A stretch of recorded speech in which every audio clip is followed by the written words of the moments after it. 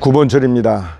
윤석열 정권의 지지율이 한국 갤럽 조사에 의하면 23%까지 떨어졌습니다. 사실은 이미 30% 미만으로 떨어졌다고 하는 것은 무슨 특별한 계기가 없는 한 이 지지율이 올라갈 그런 동기가 없다고 저는 생각을 합니다. 이제 추락하는 길밖에 없죠. 이제 우파가 윤석열 대통령을 껴안고 동반 자살을 하게 생겼습니다. 사실은 우파가 윤석열 정권을 세웠죠. 어떻게 보면 윤석열 정권이 우파 정권이라고도 볼 수 있습니다. 그러나 사실상은 우파 정권이 아니죠. 왜냐? 윤석열 대통령 스스로가 자신은 우파라고 한 번도 생각해 본 적도 없고 지금까지 우파로서 행동한 적도 없습니다. 자, 이런 가운데에 우파들은 지금 이 윤석열 대통령을 살려야 한다, 지켜야 한다, 또는 이렇게 해야 한다, 저렇게 해야 된다고 용산을 향하여 정말로 그동안에 남아있는 그 에너지까지 다 쓰고 있습니다. 그럴 필요도 없고 정말 쓸데없는 일이다 저는 생각합니다. 왜냐? 윤석열 대통령은 무에서 유를 창조한 사람입니다. 대통령까지 된 사람입니다. 이 사람에게 이래라 저래라 얘기한다는 것 자체가 어불성설입니다. 왜냐? 윤석열 대통령이 본인이 스스로 최고라고 생각하기 때문입니다.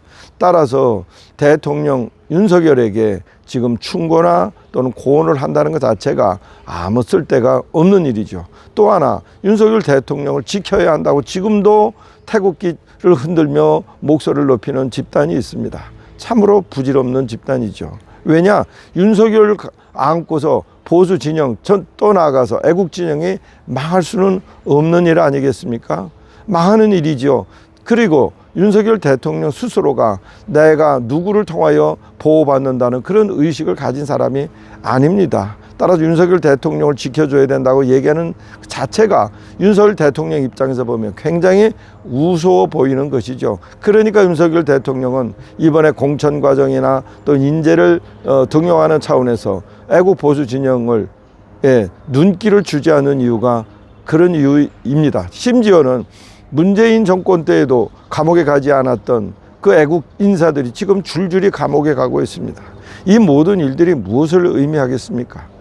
이제 애국 보수 진영은 윤석열 정권에다가 손을 떼야 합니다. 정을 떼야 합니다.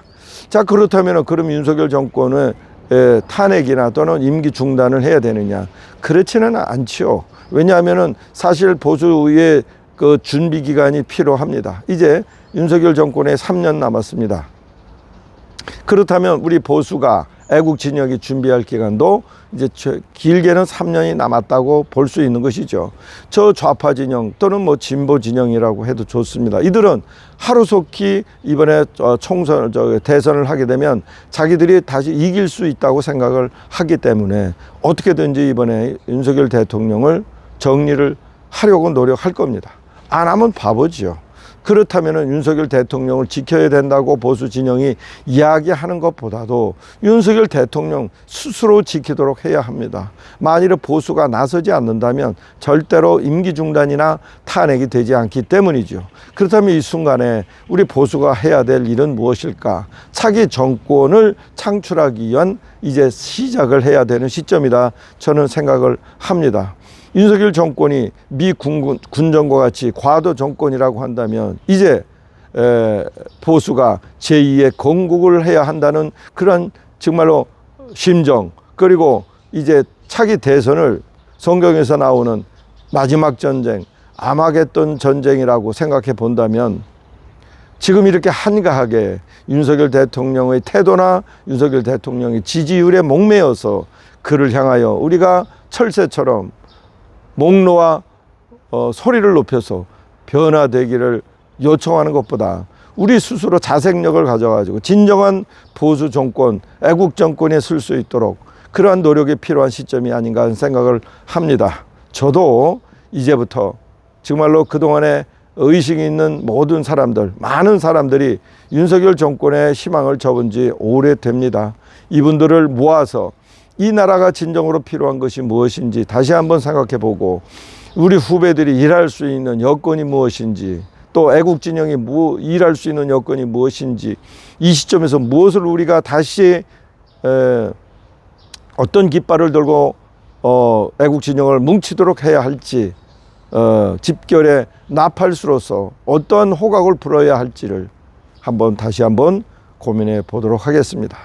이제 윤석열 정권에 대한 기대를 접고, 또 애국 보수 진영이 차기 정권 창출을 위하여 윤석열 정권 남은 임기 동안에 얼마나 많은 또 준비를 해야 하고, 마음을 모아야 하고, 지혜를 모아야 하고, 정책을 개발해야 할지를 이제부터 시작하는 시간을 가졌으면 합니다.